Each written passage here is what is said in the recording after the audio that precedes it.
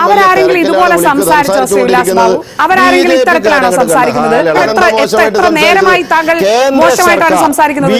മമ്മൂഞ്ഞുമാരായി ഇന്ന് ഉദ്ഘാടനം ആഘോഷിക്കാൻ വന്നിരിക്കുന്നു എന്ന് UDF പറയാൻ കാരണം അടുത്ത ബെല്ലോടുകൂടി നാടകം ആരംഭിക്കുക.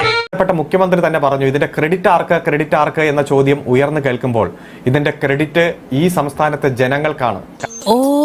അതിന് പ്രത്യേക താങ്ക്സ് ഉണ്ട്. ഇതുമായി ബന്ധപ്പെട്ടുള്ള മുഴുവൻ ആളുകളെയും ഉൾപ്പെടുത്തിയിട്ടില്ലേ? സംസ്ഥാന ഗവൺമെന്റിന് സാധിക്കാവുന്ന എല്ലാ കാര്യങ്ങളും ഇതുമായി ബന്ധപ്പെട്ടുകൊണ്ട് ചെയ്തിട്ടുണ്ട്. സ്വന്തം ഇഷ്ടത്തിന് തട്ടിവിടുന്ന നാക്കെടുത്താന്നുണേ പറയൂ. ഏറ്റവും കൂടുതൽ സുരക്ഷ ഉറപ്പാക്കുന്ന പ്രധാനമന്ത്രിയുടെ സ്പെഷ്യൽ പ്രൊട്ടക്ഷൻ ടീമെല്ലാം വരുന്ന ഒരു ഉദ്ഘാടന ചടങ്ങിൽ ഇതിൽ ആരൊക്കെ ഗസ്റ്റായി പങ്കെടുക്കണം എന്നതിന്റെ ഫൈനൽ ഒരു ഉത്തരവ് നൽകേണ്ടത് പ്രധാനമന്ത്രിയുടെ ഓഫീസാണ്. ഈശ്വര, ഇതൊക്കെ എന്റെ തലയിലാവൂലോ. പരിപാടിയിൽ മഹനീയ സാന്നിധ്യം കൊണ്ട് ശ്രദ്ധേയമാകേണ്ട മുഴുവൻ ആളുകൾക്കും കൃത്യമായി കത്തുകൊടുത്ത് തന്നെ ക്ഷണിച്ചിട്ടുണ്ട്. ഇതുമായി ബന്ധപ്പെട്ടുകൊണ്ടുള്ള നാൾ വഴികൾ കൃത്യമായി തന്നെ ജനങ്ങൾക്ക് മുന്നിൽ അവതരിപ്പിച്ചുകൊണ്ട് തന്നെയാണ് ഇതിന്റെ ഉത്തരവാദിത്തപ്പെട്ടവർ മുൻപോട്ട് പോയിക്കൊണ്ടിരിക്കുന്നത്. 9 കൊല്ലം കൊണ്ട് ഓഖി ദുരന്തം വന്നു, നിപ വൈറസ് വന്നു, നൂറ്റാണ്ടിലെ മഹാപ്രളയം വന്നു, 2019 പ്രളയം വന്നു, കോവിഡ് 1ാം ഘട്ടം, 2ാം ഘട്ടം, 3ാം ഘട്ടം, അങ്ങനെ പ്രകൃതി ദുരന്തങ്ങൾ ഒരു ഭാഗത്ത് വലിയ തോതിൽ നമ്മളെ ആക്രമിക്കുമ്പോഴും ജനങ്ങൾക്ക് കൊടുത്ത വാക്കു പാലിച്ചുകൊണ്ട് ആ പദ്ധതിയുടെ 1ാം ഘട്ടം പൂർത്തീകരിക്കുന്നതാണ് നാം കണ്ടുകൊണ്ടിരിക്കുന്നത്. ഇവിടെ എല്ലാവരും കൂട്ടിയോജിച്ചുകൊണ്ട് എല്ലാവരെയും നെഞ്ചോട് ചേർത്തുകൊണ്ട് പോകുക എന്നതാണ് ഗവൺമെന്റിന്റെ നിലപാട്. എല്ലാ വികസന പ്രവർത്തനങ്ങളുടെ ഉദ്ഘാടനത്തിലും അത്തരം സമീപനമാണ് ഗവൺമെന്റ് സ്വീകരിച്ചത്. നല്ല മനുഷ്യൻ, ഞാൻ തെറ്റിദ്ധരിച്ചു. പ്രധാനമന്ത്രിയുടെ ഓഫീസിൽ നിന്നുള്ള ക്ലിയറൻസ് വന്ന ശേഷം പ്രധാനമന്ത്രി പ്രതിപക്ഷ നേതാവിനെ പ്രത്യേകമായി ക്ഷണിച്ചോ? ഇവിടെ പ്രധാനമന്ത്രിയുടെ കൺകറൻസ് വരുന്നതിന് മുമ്പ് തുറമുഖ മന്ത്രിയുടെ ലെറ്റർ പാഡിൽ മഹനീയ സാന്നിധ്യം വേണം എന്നാവശ്യപ്പെട്ടുകൊണ്ടുള്ള കത്ത് കൊടുത്തു. നമ്മുടെ തുറമുഖ മന്ത്രി പ്രതിപക്ഷ നേതാവ് വാർഷികാഘോഷം ബഹിഷ്കരിച്ചിരിക്കുകയാണല്ലോ, അതുകൊണ്ടാണ് അദ്ദേഹത്തെ ക്ഷണിക്കാത്തതെന്ന് പറഞ്ഞതോ? 1996 അല്ലല്ലോ ഈ വിഴിഞ്ഞം പദ്ധതിയുടെ ആദ്യത്തെ രൂപരേഖ വരുന്നത്. 1991 ശ്രീ കെ കരുണാകരൻ മുഖ്യമന്ത്രിയായിരുന്നപ്പോൾ, ശ്രീ MV രാഘവൻ മന്ത്രിയായിരുന്നപ്പോൾ ശിവരാജ വിജയൻ എന്ന് പറയുന്ന തുറമുഖ വകുപ്പിന്റെ ഡയറക്ടറാണ് ഇങ്ങനെ ഒരു പദ്ധതിയുമായി ബന്ധപ്പെട്ട രേഖ ആദ്യമായി സർക്കാരിന് കൊടുക്കുന്നത്. അത് 96 പറഞ്ഞാൽ അത് ഒന്നാമത്തെ മമ്മൂഞ്ഞിന്റെ സ്വരമാണ് ആ കേട്ടത്. ഇനി ഞങ്ങൾ ചെറുക്കന്റെ വീട്ടുകാരുടെ കലാപരിപാടികളാണ്. വിഴിഞ്ഞം തുറമുഖത്തിന്റെ എല്ലാവിധത്തിലുള്ള പേപ്പറും അനുമതിയും മേടിച്ച് 2015 നവംബർ മാസം 1ാം തീയതി അത് തറക്കല്ലിടുന്ന ദിവസം ഏതെങ്കിലും ഒരു CPM കാരൻ പങ്കെടുത്തിരുന്നു? പറയൂ, ഞങ്ങളൊക്കെ ഒന്ന് കേൾക്കട്ടെ. 5000 കോടി രൂപയുടെ പദ്ധതിക്ക് 6000 കോടി രൂപ അഴിമതിയാണെന്ന് പറഞ്ഞ് 2015 നവംബർ മാസം 1ാം തീയതി ഈ പദ്ധതിയുടെ തറക്കല്ലിടുന്ന ദിവസം CPM സമരം ചെയ്തത്. ഞാനൊരു സത്യം പറഞ്ഞ് വിശ്വസിക്കൂ, എന്നാ എനിക്കത് ഓർമ്മയില്ല. എഗ്രിമെന്റ് വിഴിഞ്ഞം തുറമുഖം അദാനി പണിയണം, അതിന്റെ ഇൻഫ്രാസ്ട്രക്ചർ ഡെവലപ്മെന്റ് സർക്കാർ പണിയണം. ഇതാണല്ലോ എഗ്രിമെന്റ്. വിഴിഞ്ഞം തുറമുഖം അദാനി പണിതു, അതിന്റെ ഇൻഫ്രാസ്ട്രക്ചർ സർക്കാർ പണിയണം. അവിടെയാണല്ലോ സർക്കാരിന്റെ റോൾ. സർക്കാർ ഏത് റോളാണ് നിർവഹിച്ചത്? വിഴിഞ്ഞത്തായിട്ടുള്ള റെയിൽ കണക്ടിവിറ്റി 2022 പൂർത്തീകരിക്കേണ്ടതാണ്. റെയിൽ കണക്ടിവിറ്റിയുടെ ഏതെങ്കിലും ഒരു പണി ആരംഭിച്ചിട്ടുണ്ടോ? വിഴിഞ്ഞത്തായിട്ടുള്ള റോഡ് കണക്ടിവിറ്റി 2021 പൂർത്തീകരിക്കേണ്ടതാണ്. ആ പണി എവിടെ എത്തി നിൽക്കുന്നു? ഇറങ്ങി ഓടാന്ന് വെച്ച വഴിയും പരിചയമില്ല. ഒരു ഫിഷിംഗ് ഹാർബർ വിഴിഞ്ഞത്ത് തീരശോഷണമുണ്ടായ മത്സ്യത്തൊഴിലാളികൾക്ക്, വിഴിഞ്ഞം മുതൽ 5 തെങ്ങ് വരെയുള്ള പ്രദേശത്ത് പ്രശ്നങ്ങൾ ഉണ്ടാകുന്ന മത്സ്യത്തൊഴിലാളികൾക്ക് വേണ്ടി ഫിഷിംഗ് ഹാർബർ ഉണ്ടാക്കും. എവിടെയാണ് ഫിഷിംഗ് ഹാർബർ ഉണ്ടാക്കിയത്? എന്റെ ജീവിതത്തിൽ ഞാൻ ഇങ്ങനെ ചമ്മിട്ടില്ല. പോയില്ലേ? ഈ ഇൻഫ്രാസ്ട്രക്ചർ ഡെവലപ്മെന്റ് ചെയ്യേണ്ട സർക്കാർ ഇതിനകത്ത് എന്ത് റോളാണ് വഹിച്ചിട്ടുള്ളത്? അതുകൊണ്ടാണ് സർ നിങ്ങൾ മമ്മൂഞ്ഞുമാരായി ഇന്ന് ഉദ്ഘാടനം ആഘോഷിക്കാൻ വന്നിരിക്കുന്നു എന്ന് UDF പറയാൻ കാരണം. ഒരാവേശത്തിലെടുത്ത് ചാടി വേണ്ടായിരുന്നു അല്ലേ?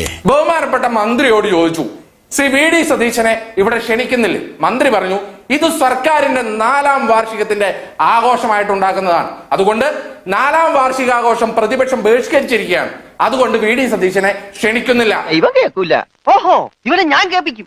എന്നാ രക്ഷപ്പെട്ടു. സ്വാഭാവികമായും പ്രതിപക്ഷ നേതാവ് വന്നാൽ പറയും ഉമ്മൻചാണ്ടിയാണ് ഈ പദ്ധതിക്ക് വേണ്ടി ചോരയും നീരുമൊഴുക്കി ഈ സംസ്ഥാനത്തിന്റെ സ്വപ്ന പദ്ധതി യാഥാർത്ഥ്യമാക്കിയത്. അതുകൊണ്ടാണ് ഈ ഉദ്ഘാടന വേളയിൽ പിണറായി വിജയനും അദ്ദേഹത്തിന്റെ കൂട്ടുകാരനുമായ നരേന്ദ്രമോദി ഇവർ തമ്മിൽ ഈ ഉദ്ഘാടനത്തിന്റെ ക്രെഡിറ്റ് അങ്ങ് വീതം വെച്ചെടുക്കാൻ തീരുമാനിച്ചത്.